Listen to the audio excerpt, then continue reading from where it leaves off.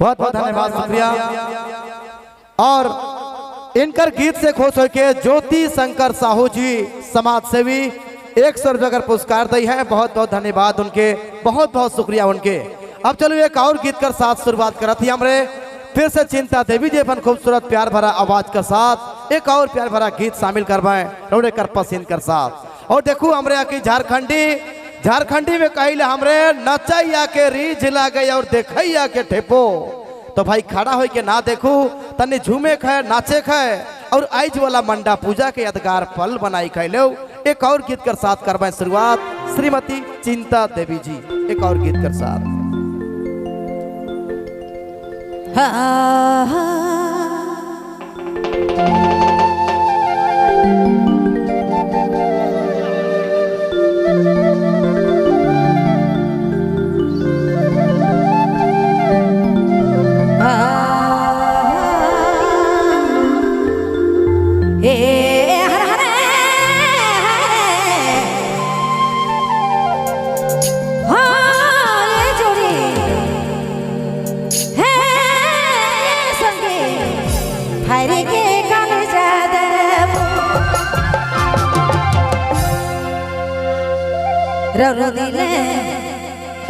ररु दिले न खेबे सुवासने ओहो न खेबे सुवासने भरे अरे जोड़ी भरे तेरे मैना भरे कले जा देबो। ररु दिले न खेबे सुवासने न खेबे सुवासने भरे के कले जा सोना भरे के कले जा देबो।